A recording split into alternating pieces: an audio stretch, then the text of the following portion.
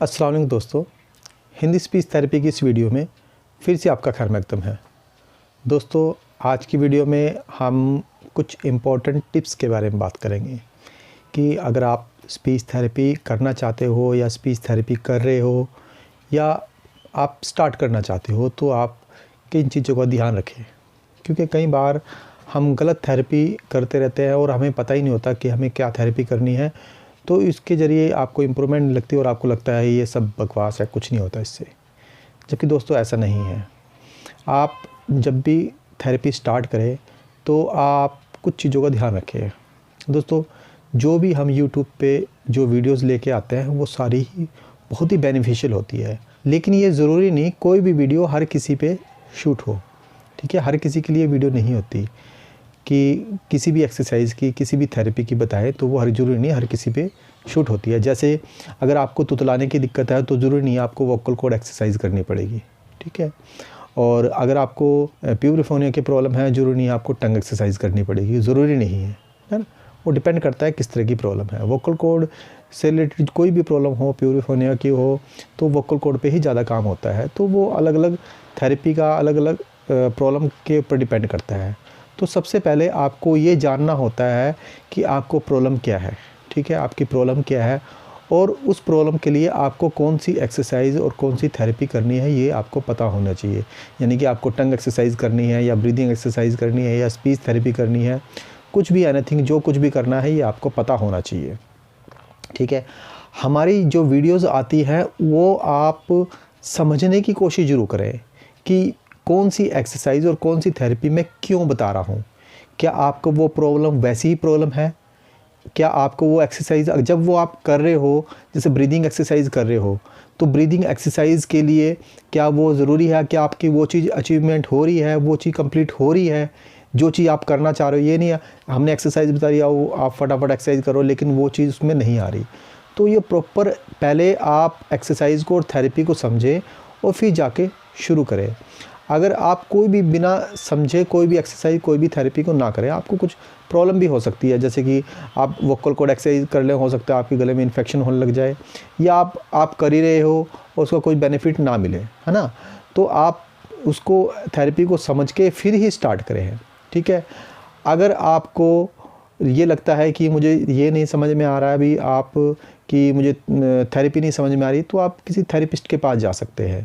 लेकिन दोस्तों एक बात और, जाए थेरेपिस्ट के पास, किसी के पास मत जाए, कोई भी ऐरा गैरा के पास ना जाए जो अपने आप को थेरेपिस्ट कहता हो लेकिन थेरेपिस्ट नहीं है।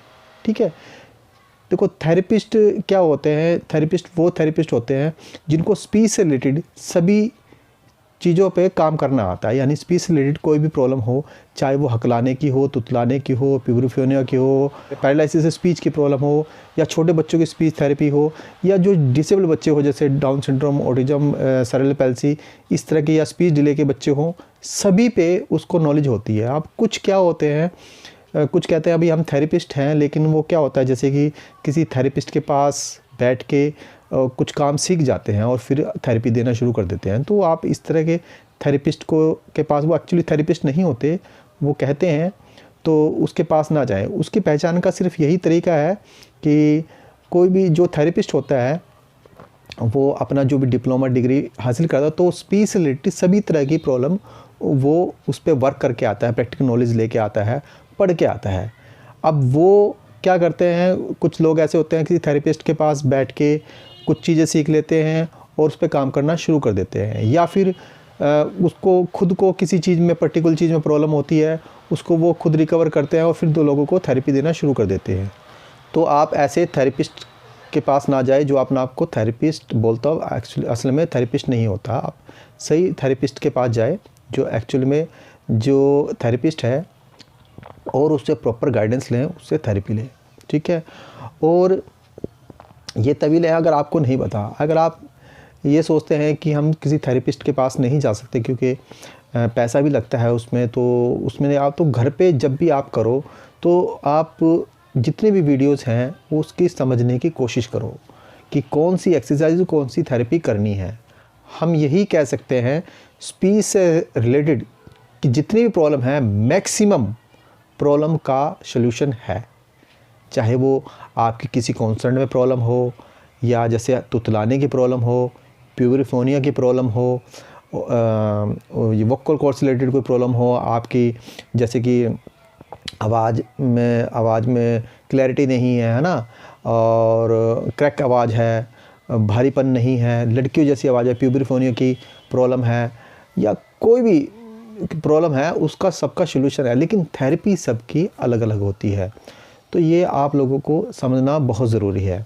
तो कोई भी आप एक्सरसाइज करें, कोई भी थेरेपी करें, एकदम ना करें, ठीक है। धीरे धीरे आप जैसे टंग एक्सरसाइज कर रहे हो तो सेट ज़्यादा ना करें, थोड़ा थोड़ा करें, क्योंकि कोई भी हम फिज़िकल एक्सरसाइज करते हैं, चाहे जॉगिंग करते हैं, रनिंग करते हैं, एरोबिक्स करते हैं, जिम जाते हैं, तो हम शुरू में हमारे क्या होता है, मसल्स पेन होते हैं, है ना। तो अगर हम थोड़ी थोड़ी करके करेंगे तो हमारे मसल्स पेन नहीं होंगे। तो आप शुरू में ज़्यादा एक्सरसाइज ना करें, थोड़ी थोड़ी एक्सरसाइज स्टार्ट करें और धीरे धीरे एक्सरसाइज को बढ़ाएं। जैसे जैसे आपका टाइम पीरियड बढ़ता रहेगा तो आपको असर भी दिखना शुरू होएगा और आपको बेनिफिट भी मिलेगा। अगर आप पहले दिन ज़्यादा कर लेंगे, हो सकता है आपके गले में दर्द हो जाए, टंग में दर्द हो जाए, और 2-4 दिन करके आप करो ना, कैसे काफ़ी प्रॉब्लम होती है। तो इन चीज़ों का ध्यान रखें, प्रॉपर एक्सरसाइज करें। जब भी कोई एक्सरसाइज कर रहे हो, आप थेरेपी करो, आप शीशे के सामने बैठ के प्रैक्टिस करो, ठीक है।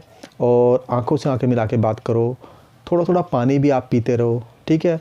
और मतलब फ्री होके, फ्री माइंड से आप एक्सरसाइज को करें और थेरेपी को करें, और सही थेरेपी करें, ठीक है। अगर आपको कोई प्रॉब्लम आती है तो आप मैसेज कर सकते हो, कोशिश करूँगा आपको रिप्लाई देने की।